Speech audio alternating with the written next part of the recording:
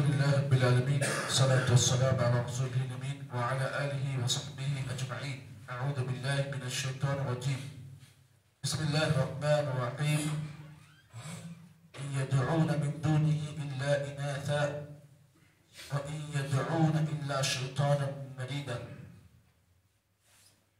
لعنه الله وقال لأتخذن من عبادك نصيبا مفروضا. قرآن مجید سے سورہ نساء کی آیت نمبر 115 اور 16 یہ دونوں آیتیں آپ کے سامنے پڑھی گئی ہیں. گزشتہ آیت میں اللہ تعالیٰ نے اسی سورت کے اندر یہ بات اللہ نے بیان کی اور اللہ نے اپنا فیصلہ بیان کیا اور کہا کہ اللہ رب العالمین کا فیصلہ ہے کہ اللہ تعالیٰ تمہارے گناہوں کو معاف کرے گا، لیکن اللہ تعالیٰ کا اٹل واضح فیصلہ یہ ہے کہ اگر کوئی انسان شرک کرتا ہے اور اسی حالت میں اس کی موت واقع ہوتی ہے تو اللہ تعالیٰ کے پاس یہ جرم اتنا خطرناک ہے کہ اللہ تعالیٰ اس جرم کے مجرم کو اللہ تعالیٰ کبھی معاف نہیں کرے گا.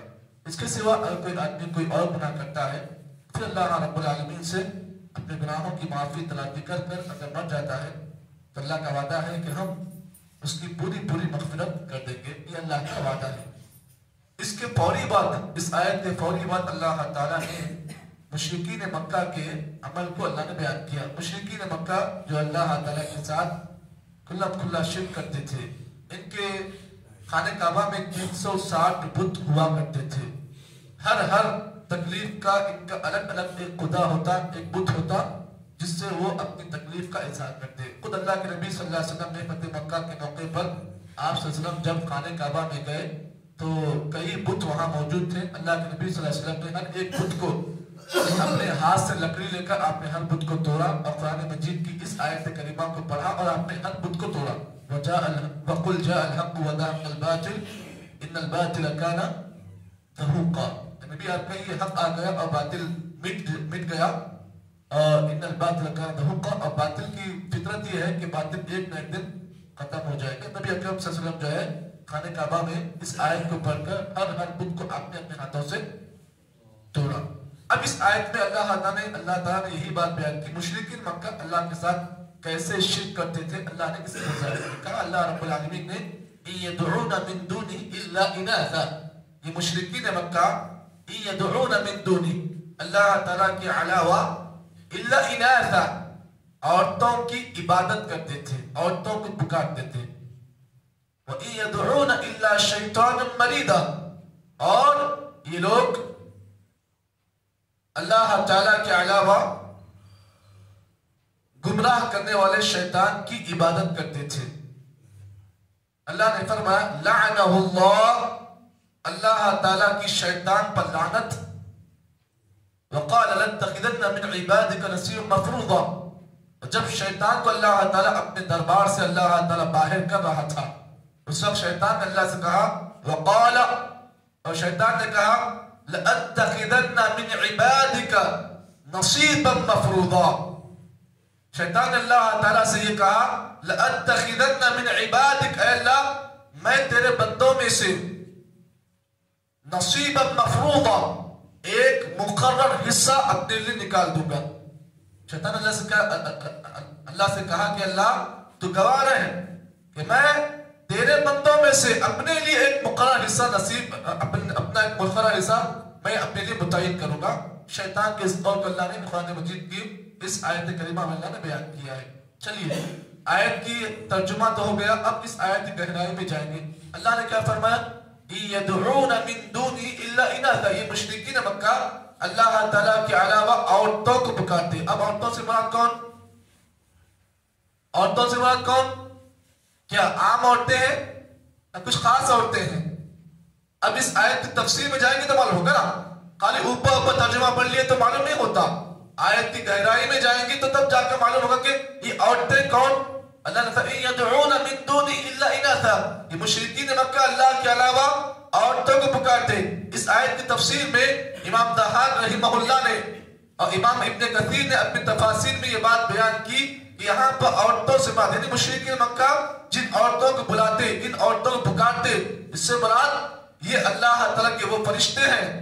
اللہ تعالیٰ کے فرشتوں کے لوگ عورتوں کا جیسا شیپ دیتے اور یہ سمجھتے کہ یہ اللہ تعالیٰ کی بیٹیاں ہیں. فرشتے اللہ کی بیٹیاں ہیں. یہ لوگ کیا کرتے ہیں؟ فرشتوں کو بیٹیوں کا روپ دیتے اور ان کو ان کے اوپر زیورات ان کو بناتے اور ان کی عبادت کرتے تھے. کون؟ مشرک مکہ. جب ان سے پوچھا جاتا کہ تم فرشتوں کو اللہ کی بیٹیاں مانتے ہو اور تم ان کی عبادت کیوں کرتے ہو، تو جواب یہ ہوتا یہ اللہ کے جو فرشتے ہیں نا یہ اللہ کی بیٹیاں ہیں اور یہ کل قیامت کے دن اللہ سے ہمیں قریب کریں گے. کیا بولتے؟ ہم ان کی عبادت اس لیے کر رہے ہیں تاکہ اللہ سے ہمیں قریب کر دے. اچھا ہمارا مسئلہ بھی ایسے ہی. ہمارے بعض مسلمان جب ہم ان سے پوچھتے ہیں کہ تم ان غیر اللہ کیوں مانتے ہو، تو بولتے ہیں کہ یہ اللہ کے قریب ہمیں کرتے ہیں. جبکہ اللہ رب العالمین نے فرمایا یہاں پر یدعون من دون الا اناثا، اناثا سے مراد مشرک مکہ کا یہ قول ہے. وہ کہا کرتے تھے کہ جتنے فرشتے ہیں نا یہ سب اللہ کی بیٹیاں ہیں. اللہ رب العالمین نے سورہ نجم کی آیتوں میں اللہ تعالیٰ نے یہ بات بیان کی. فرمایا افرأیتم اللات والعزى ومناة الثالثة الأخرى ألكم الذكر وله الأنثى تلك إذا قسمة ضیزی. اللہ تعالیٰ نے فرمایا مشرکین مکہ کے اس زمانے میں 3 بت ہوا کرتے. کتنے بت؟ 3 بت. جس طریقے سے قوم نوح کے اندر 5 جو نیک لوگ تھے نا، ود، سوا، یغوث، یعوق اور نصر، اسی طریقے سے مشرکین مکہ کے 3 بت بڑے مشہور تھے. وہ کون کون تھے؟ لات، منات اور عزہ.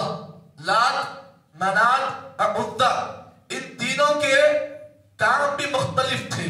ہر ایک کا الگ الگ ڈپارٹمنٹ تھا.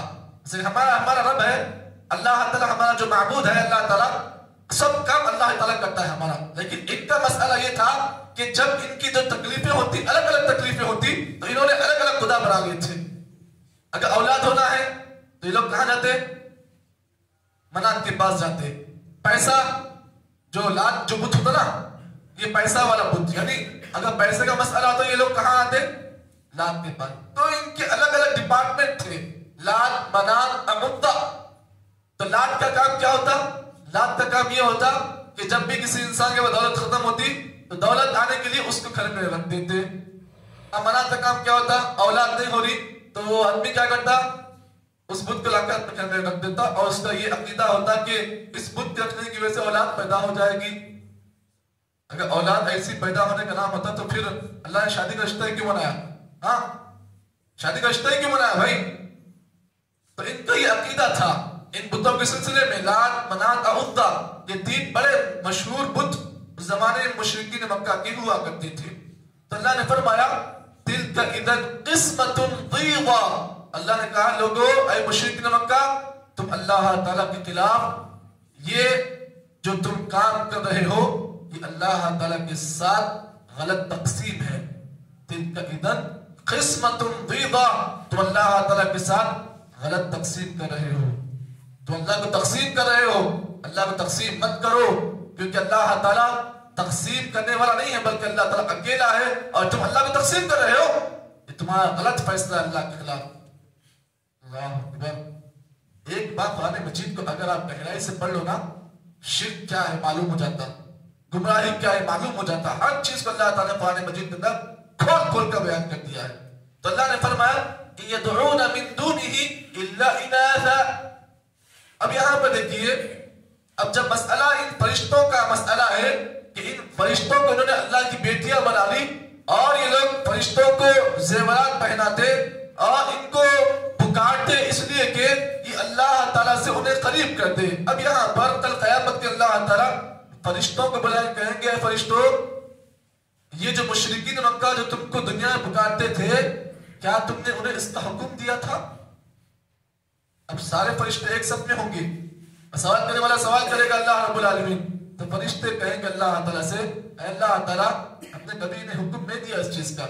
بل کانوا یعبدون الجن. اے اللہ یہ لوگ تو در حقیقت جنوں کی بات کرتے تھے، یہ در حقیقت ہمارا نام لے کر جنوں کو پکارتے تھے.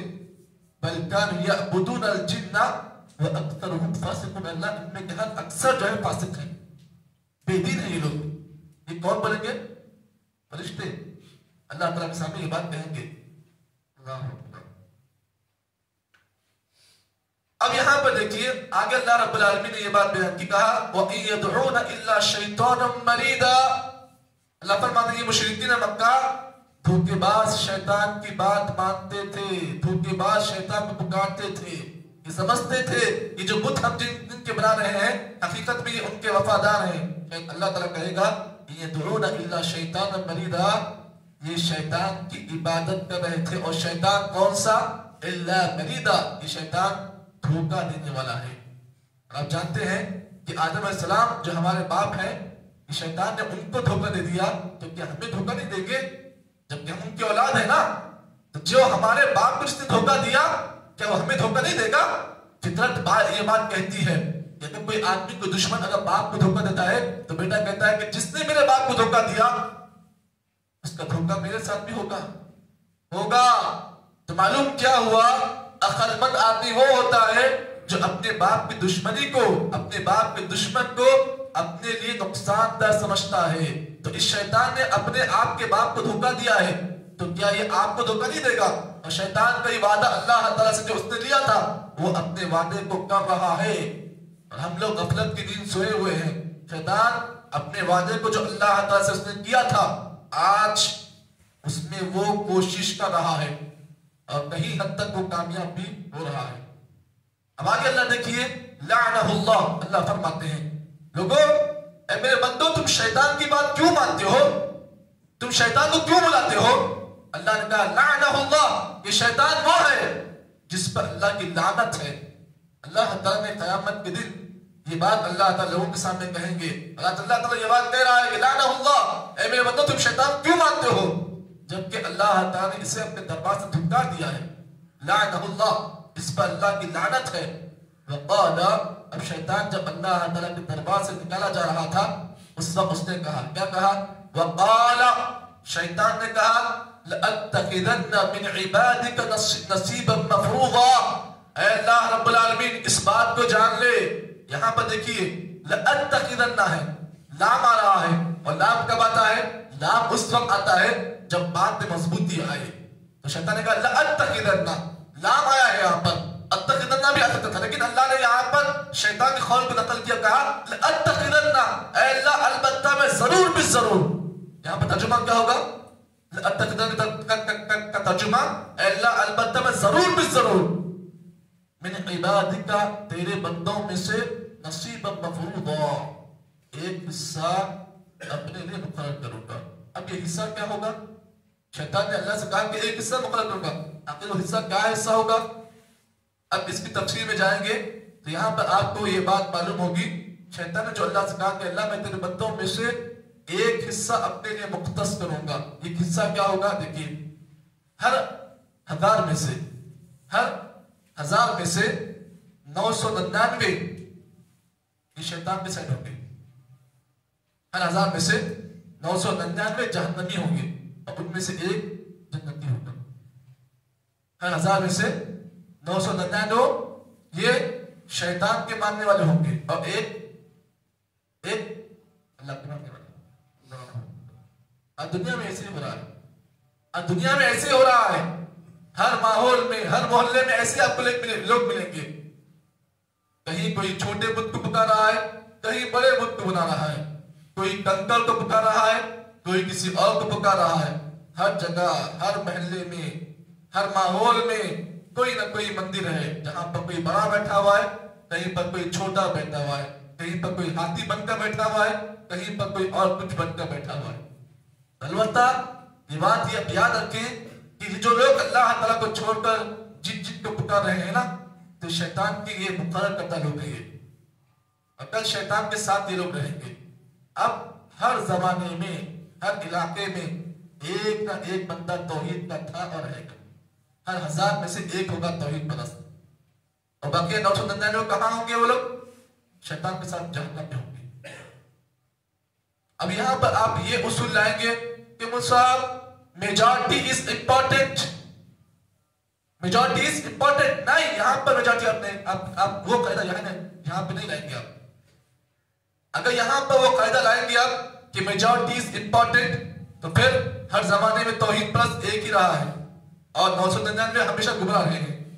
یہاں پر یہ قاعدہ لانا کہ میجورٹی از امپورٹنٹ تو اس کا مطلب یہ ہے کہ یہ غلطی ہے.